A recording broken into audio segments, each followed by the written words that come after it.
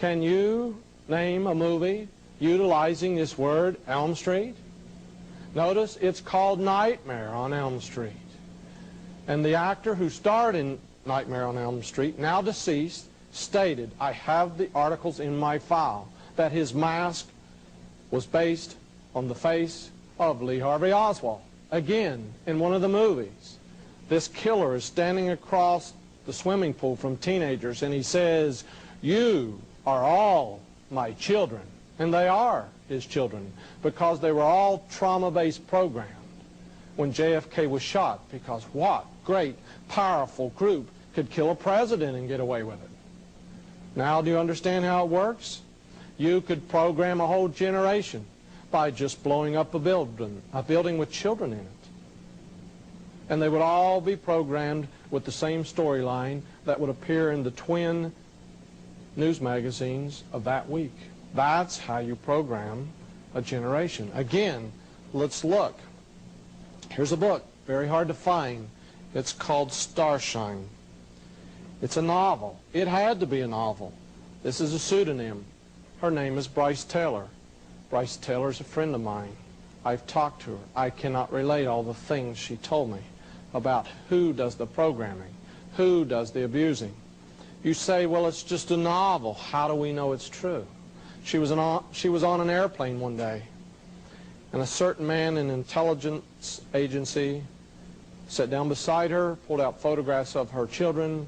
He said, Bryce, you may speak about mind control as you travel, but do not name names. Don't tell who your handler was. Don't name the congressman. Don't name officials. Don't name kings and queens in Europe. So she wrote this book as a fictional novel. It is called Starshine. I want you to read carefully what she says on chapter 41.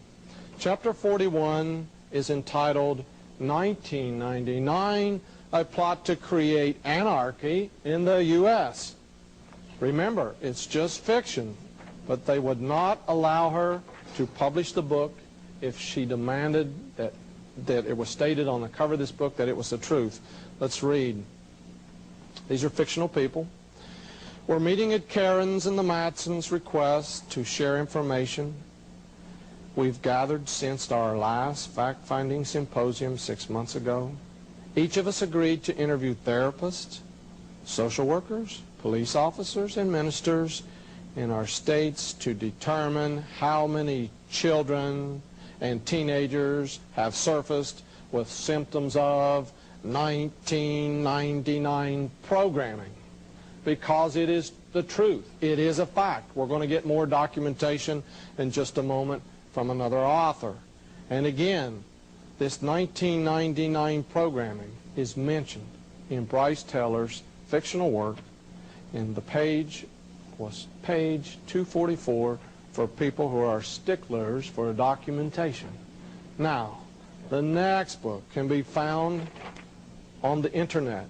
Anyone interested could run a search engine for the Freedom of Thought Foundation from Arizona. Walter Bauer has written an incredible book, about 800 pages in length. In 1978, Walter Bauer wrote his first edition of Operation Mind Control. He had a hard time getting it published, but eventually some people surfaced to help in the funding. All the copies of the original Operation Mind Control disappeared in a matter of weeks.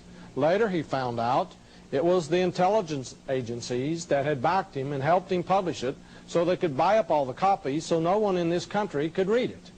Copies now go for $650.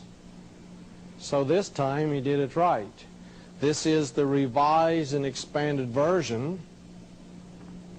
You can order it. There are a few copies left. It's very expensive, but it runs about 800 pages. You can chat with Walter Bauer on the internet. Please check it out, because notice what he says inside his book. Here's a quotation concerning two fictional doctors. No, these are real doctors. He has initialed their names to protect them. Again, it's almost like Bryce Taylor's quote, Dr. A. We've heard the patients say, many of them, what does he say? It's the year what? It's the year 1999, and again we're discussing programming. We're discussing programming where violence is to be committed, escalating up to that year. Now why? Why are so many children committing murders in classrooms of parents? Could there possibly be a connection? Now, I'm going to go to a subject that for a few moments will seem to be unrelated. But if you will look closely, we're going to tie them together at the last minute. In Walter's book, he states that these people are programmed according to the Greek language. He says that alphas appear to be sexually programmed. I mean, they're betas, they're deltas. Notice he says that deltas are programmed to be killers. There's thetas, they're psyche killers. This is from interviews conducted by psychologists, professional deprogrammers, and therapists. All the information was pulled together. But again, he states that they're using Greek letters to do the programming. At the bottom, again, he mentions another letter from the Greek alphabet. For example, he states that omega programming is a program built into these mind-controlled victims where if anyone tries to interview them, any professional therapist tries to help them, they commit suicide because they're programmed with omega programming. So apparently more than just the doctors understand the Greek language. I won't leave this one up too long lest you figure it out. It's very fuzzy. It's a neon sign in the window in Washington, D.C. It's a Greek letter. When I went down the street, I saw the Greek letter. My photographer was in the car. It was Christmas time. I said, jump out and get me a photograph. There was no place to park. He said, why? I said, it's a homosexual shop. He said, how do you know? Because they always use this particular Greek letter. It's a secret form of communication. He said, Al, sometimes I worry about you. Till he went inside and he took a good look. And then he ran out the door. He said, oh, no, you won't believe all the lesbians, all the homosexuals were in there buying the worst literature. And he said even, there were even in the window 2 male little elves kissing, 2 little female elves kissing. It was Christmas time. He said, how did you find this out? I said, it's very well known. It's even been in major motion pictures about this little Greek letter. Now let's move on to Hebrew letters. You do not have to be a scholar. You do not have to attend some theological seminary to find out that Hebrew letters are involved in magic and witchcraft at the deepest levels. Here's a quote again from Walter Bauer in his book.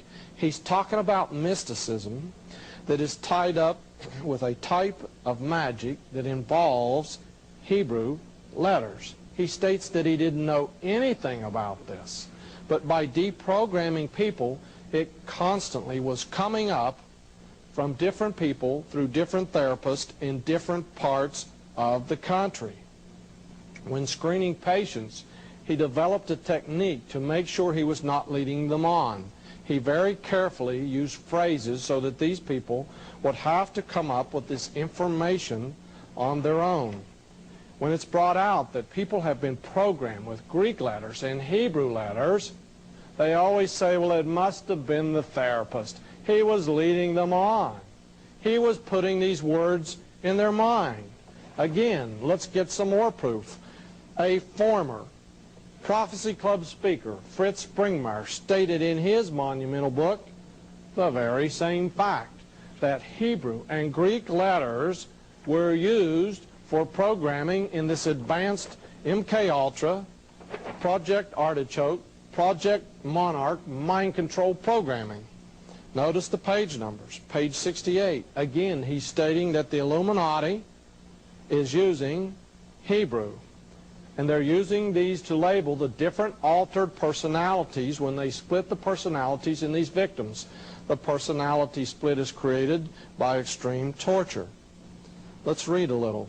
In the second quote it says, the programs are put into a system and given codes. These programs use Greek, Hebrew, and Druidic letters or other esoteric languages in their activation codes. Now again, at the bottom he mentions again Hebrew letters. That's page